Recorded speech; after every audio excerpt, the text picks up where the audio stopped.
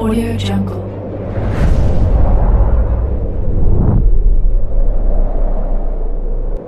Yo, balik lagi bersama Mimin di Manhwa TV. Kali ini kita akan lanjutkan pembahasan dari cerita Dumped by My Girlfriend, I Turn to Martial Arts. Mimin infokan kembali bagi teman-teman yang ingin menonton video terbaru lebih cepat, silahkan bergabung menjadi member di channel ini dengan biaya 10k per bulannya.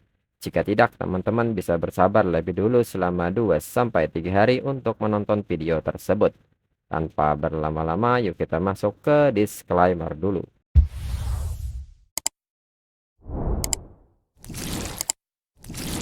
Disclaimer. Silahkan abaikan hal ini jika kalian sudah mengerti. Ini peringatan mengenai konten di channel ini. Video ini berisi alur cerita komik yang mempermudah bagi teman-teman untuk mengetahui isi ceritanya dan memahami alur ceritanya. Jika ada kesamaan tokoh, tempat, maupun isu yang sedang hangat, itu benar-benar tidak disengaja. Dan peringatan bagi teman-teman untuk tidak mencontoh atau meniru perkataan maupun perbuatan yang tidak baik yang ada di video ini. Karena cerita ini hanyalah fiktif belaka. Jika mengerti, yuk kita masuk ke ceritanya. Gunung Yuhuang, ketinggian 1545 meter, luas 20.000 hektar. Salah satu kawasan wisata di kota ini. Dan level polusi tidak diketahui. Dan Fang Ye pun kini berjalan menuju zona polusi ini. Lalu kini berpindah ke aula pertemuan Asosiasi Spiritual Energy. Seorang petinggi mengatakan bahwa berdasarkan deteksi tingkat konsentrasi spiritual energy, tingkat bahaya di Gunung Yuhuang menunjukkan tren peningkatan drastis. Seseorang menyebut bahwa puncak Gunung Yuhuang harus segera ditutup dan ditetapkan sebagai zona polusi baru. Kembali petinggi menyebut karena kejadian ini mendadak dan besar, Su Qiangying yang sudah dirinya tugaskan ke misi lain diharuskan langsung dirinya panggil kembali. Petinggi pun meminta Su Qiangying untuk menjelaskannya. Qiangying pun menjelaskan bahwa saat ini puncak Gunung Yuhuang sudah tidak bisa diakses. Spiritual energi atribut petir menunjukkan tren ledakan. Untuk saat ini, mereka menetapkannya sebagai zona polusi tingkat A. Berdasarkan tren ini, dalam 1 jam ke depan, zona puncak Gunung Yuhuang bahkan bisa diklasifikasikan sebagai tingkat S. Protokol darurat harus segera dijalankan. Tapi dari semua data pioner, di wilayah ini tidak ada satupun yang cukup kuat untuk mendekat ke sana, termasuk dirinya. Bahkan pioner Ghost Axe bintang 3 memiliki probabilitas kematian 100% berdasarkan hasil simulasi. Lalu seorang petugas menyebut jika demikian tutup saja langsung dari kaki gunung.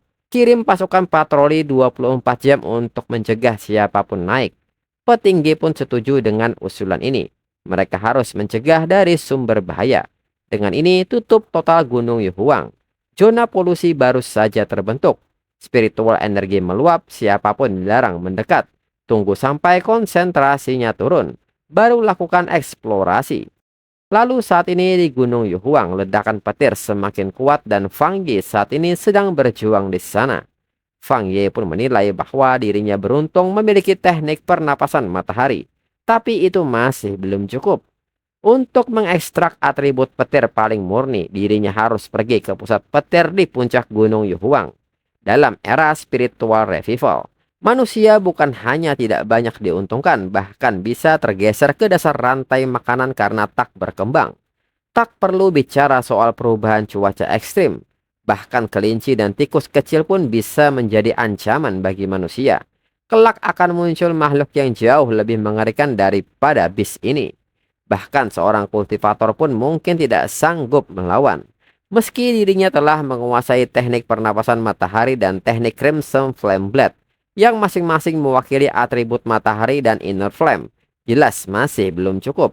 Sebelumnya dirinya telah menghabiskan poin kompilasi untuk menanamkan kedua atribut ke dalam tang blade-nya. Atribut matahari memperkuat pertahanan dan daya terima senjata. Sedangkan teknik Crimson Flame Blade meningkatkan daya serang. Tapi terlalu bergantung pada senjata bisa jadi celah besar. Hanya kekuatan dari tubuh sendirilah yang bisa digunakan untuk mengalahkan makhluk licik dan brutal dengan tempat dan unggul. Kekuatan petir di tempat ini adalah kesempatan emas untuk memperkuat tubuhnya sekali lagi. Jika ingin terus menjadi lebih kuat, maka harus mencari peluang dalam perubahan alam semesta ini. Kalau tidak, maka hanya bisa menunggu mati dalam bencana. Lalu di saat ledakan petir kembali datang, Fang Yi segera menarik tang blade-nya dan menahan petir ini menggunakan teknik Crimson Flame Blade. Tang Yi menyebut bahwa tekanannya begitu besar. Ledakan petir kembali mengenai Fang Yi berkali-kali dan membuat Fang Yi terluka. Fang Yi menilai bahwa atribut petir murni ini adalah kekuatan ilahi yang penuh kemarahan. Dia terus menekan dirinya. Marah karena dirinya menginjak wilayah terlarangnya. Memaksa dirinya untuk bersujud di hadapannya. Fang Yi pun bertanya-tanya bagaimana cara menjadikan atribut petir ini miliknya. Fang Yi pun mencoba untuk tenang dan memikirkan hal ini baik-baik. Sistem pernah memberitahu bahwa dirinya harus bersentuhan langsung dengan spiritual energinya. Hingga kini Fang Yi mendapatkan momennya dan menggunakan teknik pernapasan matahari, full power rebound, dan kembali menahan ledakan petir yang datang. Fang Yi pun kini kembali terluka menahan hal ini, namun Fang Yi menekankan bahwa dirinya harus bertahan sampai ke puncak di depan lalu bangkit dari kematian. Perlahan Fang Yi melangkahkan kakinya untuk maju. Fang Yi menilai bahwa spiritual energi petir yang begitu kuat dan padat. Bahkan saat bernapas pun terasa ototnya mulai mati rasa. Dia ingin membunuh dirinya tapi dirinya tidak akan kalah. Hingga sebuah notifikasi mendeteksi proses penulisan atribut petir tingkat tinggi sedang berlangsung. Lalu orang-orang yang tidak jauh dari Gunung Yuhuang mengatakan bahwa seumur hidupnya dirinya belum pernah melihat petir sebesar ini. Seseorang bertanya apakah ada dewa dari dunia atas yang sedang tribulation crossing. Sepertinya dirinya melihat sosok manusia di langit. Orang lain pun bertanya bagaimana kalau petir ini mengenai kota. Daya hancurnya mungkin bisa sampai daerahnya. Lalu saat ini Fang Yi yang terus berusaha menahan atribut petir pun akhirnya mendapat notifikasi bahwa Fang Yi telah memperoleh Heavenly Lightning Tampering. Memanggil petir langit, menempanya ke tubuh hingga tubuh menjadi dewa. Dan Fang Yi mendapatkan 50 kompilasi poin. Menurut Fang Yi, atribut petir atribut tinggi yang berfokus pada serangan. Berbeda dengan atribut matahari. Atribut petir bisa digunakan untuk menempanya ke tubuh. Tubuh menjadi petir, baik serangan maupun pertahanan, keduanya ekstrim, kuat, dan mendominasi. Konon para kultivator zaman kuno memiliki spiritual energi yang melimpah dan teknik menembus langit. Semuanya menarik petir ke tubuh dan terus menahannya. Tubuh mereka laksana gunung, abadi tidak bisa dihancurkan. Fang Yi pun menegaskan bahwa petir adalah tombaknya seperti perisainya. Dirinya merasakannya. Kekuatan petir ini bukan sekedar penghancur dan pemusnah, tapi juga penyucian dan kelahiran kembali. Dirinya bisa merasakannya memperkuat dan mengasah otot tulang serta jalur meridian tubuhnya. Tapi anehnya tanpa rasa sakit sedikit pun. Lalu notifikasi menyebut bahwa ini adalah kekuatan murni dari Divine Lightning Judgment. Menghukum semua yang jahat bisa menghasilkan critical damage tinggi, mengkonsumsi poin kompilasi. Lalu Fang Yi pun bertanya-tanya apakah sebaiknya dirinya tanamkan juga ke pedangnya. Tapi kalau dirinya tanamkan atribut petir, mungkin akan merusak kemurnian atribut matahari di dalamnya. Lagi pula kalau terlalu banyak atribut ditanam, pedang ini mungkin tak mampu menahannya. Dengan ini, dirinya akan menanamkannya di tangan kanan. Notifikasi pun meminta konfirmasi Fang Yi untuk menanamkan atribut petir ke tangannya. Fang Yi pun mengkonfirmasi ini dan segera proses pun dimulai. Lalu keesokan harinya di puncak Gunung Yuhuang, tim dari Asosiasi Spiritual Energi pun berada di sini. Qing Ying pun mengatakan kepada Mayor Han Li bahwa hasilnya tidak seperti yang mereka perkirakan. Zona polusi puncak Yuhuang dalam waktu 3 jam turun dari puncak ke level polusi ringan. Tapi sekarang udara masih mengandung banyak muatan listrik. Dan diketahui bahwa pria ini adalah Han Li, seorang mayor militer. Lalu Han Li menyebut bahwa seorang pionir telah datang ke sini. Qing Ying yang mendengar hal ini mendekat dan bertanya apakah benar itu seorang pionir lagi. Qing Ying juga bertanya apakah orang itu masih hidup. Qing Ying yang mencoba mendeteksinya menyebut bahwa dirinya tidak dapat mendeteksi atribut atau waktu kepergiannya. Mungkin sudah terlalu lama. Ditambah hujan deras semalam menghapus jejaknya. Han Li pun mengatakan bahwa dirinya memperkirakan itu sekitar pukul 8 malam tadi. Dia meninggalkan tempat ini dengan selamat. Qing Ying seketika bertanya mengapa bisa seperti itu. Hanli menyebut bahwa fenomena ini mulai sekitar pukul 6, mereka menutup kaki gunung pukul 7. Mungkin dia sudah naik sebelum itu. Kalau tidak mungkin mereka melihatnya. Saat puncak badai petir di puncak Yuhuang adalah pukul 7. Hanli bertanya, bukankah King Ying juga menggunakan alat prediksi dari asosiasi? Diperkirakan puncak polusi mencapai tingkat es saat tengah malam. Tapi setelah pukul 8, konsentrasi spiritual energi mulai menurun. Selain itu, dirinya merasakan bahwa orang ini mungkin memiliki kemampuan dengan atribut petir. Makanya bisa bertahan dari semua tribulation lightning. Kejanggalan kali ini justru menjadi peluang besar baginya. Jadi dugaannya dia bukan hanya selamat, tapi kejanggalan ini mungkin muncul karena dirinya. Kalau tidak, ini terlalu kebetulan.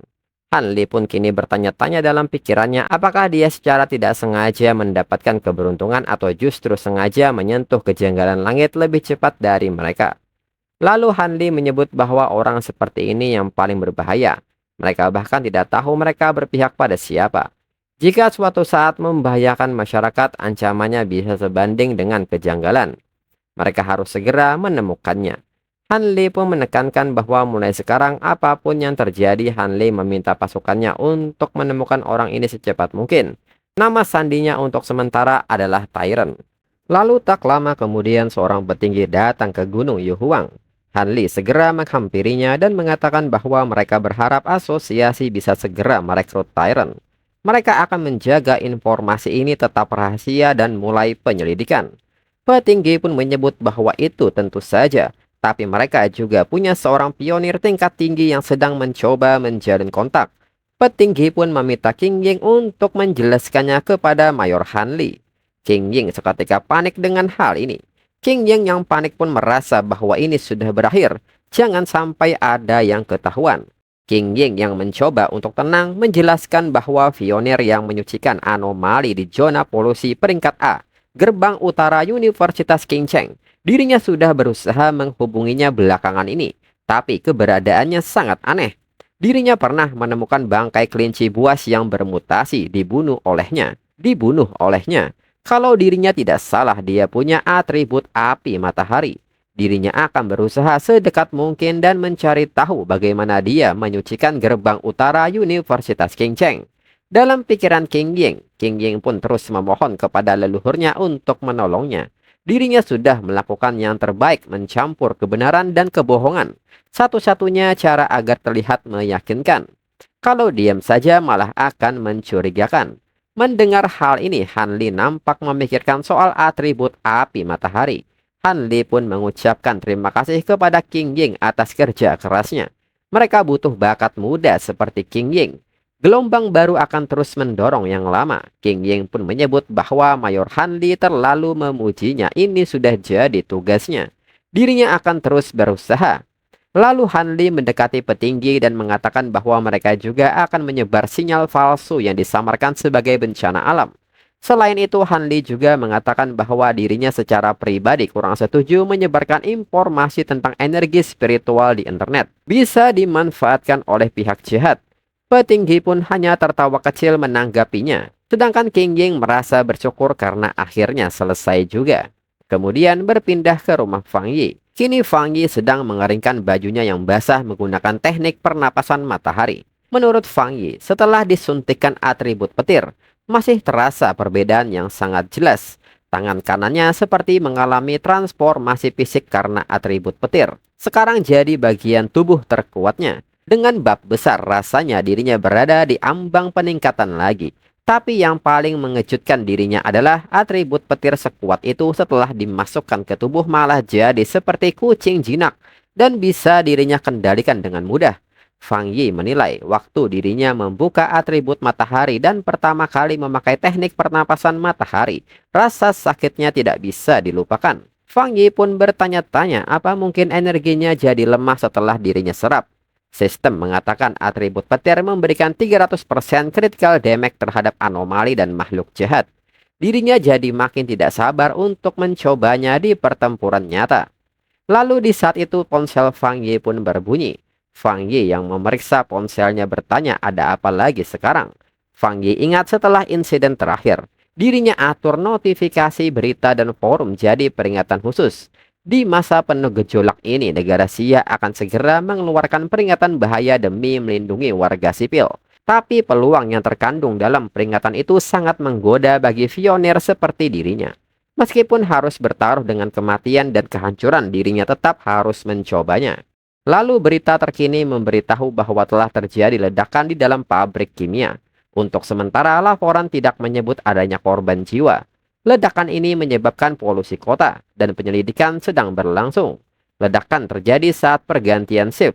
Pang Yi pun bertanya-tanya soal ledakan serta polusi ini. Peristiwa sebesar ini susah rasanya untuk tidak mencurigai sesuatu yang lebih dalam. Dan komentar pun kini sedang membeludak di postingan berita ini. Bahkan ada yang menyebut aura dingin dan jahat. Fang Yi pun berpikir soal aura dingin dan jahat itu. Rasanya familiar. Setelah berpikir, Fang Yi ingat sekarang makhluk mengerikan dari kehidupannya yang sebelumnya. Fang Yi masih ingat bagaimana situasi mencekam saat itu di mana bis mutan melahap orang-orang. Fang Yi pun menduga bahwa itu adalah ulah bis mutan itu. Makhluk-makhluk itu suka muncul saat malam gelap dan penuh bayangan. Awalnya mereka bisa berupa tanaman atau hewan biasa, tapi setelah bermutasi mereka punya kesadaran sendiri. Kekuatan mereka jadi liar, kemampuan mendeteksi, berburu, dan serangan kilat mereka jadi sangat mengerikan. Ini 100 kali lebih berbahaya daripada kelinci buas yang bermutasi. Dirinya harus keluar malam ini, menghentikan mereka sebelum makin berkembang.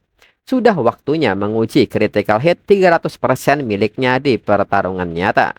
Kemudian berpindah ke sebuah kota yang saat ini diguyur hujan lebat. Dan di tengah hujan ini, sebuah pasukan sedang bergegas pergi ke suatu tempat. Salah seorang dari mereka melapor ke markas bahwa tim penghancur sedang melacak anomali file nomor 7, yaitu Candle Knight. Target sementara hilang, adapun kemampuan yang diketahui dia dapat menyatu dengan kegelapan dan menyembunyikan wujudnya. Memancarkan suara mendesis halus saat mendekat, suka memakan manusia. Dengan ini, orang ini memohon kepada markas untuk memperbarui datanya. Dengan cuaca seperti ini, dia pasti sedang berburu. Ini tidak boleh dibiarkan. Markas pun mengerti dan menerima laporan ini, serta data telah diperbarui dan dikirim. Selain itu, permintaan eliminasi telah disetujui sebagai prioritas B, perkiraan penyelesaian dalam 12 jam. Markas pun meminta tim penghancur untuk melanjutkan pengajaran. Yang paling penting adalah utamakan keselamatan. Tim penghancur pun mengerti. Lalu orang ini menilai bahwa 12 jam ini memang tidak cepat. Tapi itu yang terbaik yang bisa ditawarkan markas. Negara Sia begitu luas, anomali bermunculan di mana-mana, bahkan markas pun kewalahan. Lalu di saat itu markas meminta tim penghancur untuk berhenti. Area yang mereka dekati dijaga oleh agen dari Asosiasi Kultivasi Energi Spiritual. Pemimpin tim yang adalah Su Qingying sedang melakukan pengamatan pionir di sana. Tim penghancur bisa memberi kabar ke Qingying untuk membantunya sementara. Orang ini pun mengerti dan mengucapkan terima kasih, serta meminta tolong untuk memanggil Qingying secepatnya. Dirinya sudah mendengar reputasinya, namun di saat yang sama Qingying nyatanya sudah di sana dan mendengar hal ini. Hingga Qingying bertanya sejak kapan dirinya jadi terkenal. Qingying pun bertanya apakah mereka yang memanggil dirinya buat kerja lembur. Lalu ketua tim penghancur memberitahu Qingying bahwa anomali Candle Knight yang mereka hadapi ini memakan manusia. Ini bukan soal lembur saja. Qingying seketika bertanya begitukah caranya meminta bantuan. Qingying menyebut bahwa kelihatannya tim penghancur memang elit, tidak butuh bantuan siapa-siapa. Jika demikian, dirinya dan tim akan undur diri. Anggotanya pun seketika menyebut Qingying sangat galak dan bertanya bagaimana kalau nanti ada yang dimakan. Anggota lainnya pun menyebut bahwa itu urusan tim penghancur. Misi mereka juga tidak kalah berbahayanya. Ketua tim penghancur seketika meminta Qingying untuk menunggu serta meminta maaf karena nada bicaranya terlalu kasar. Mereka berharap Qingying bisa membantu melacaknya. Qingying tahu sendiri betapa berbahayanya Candle Knight.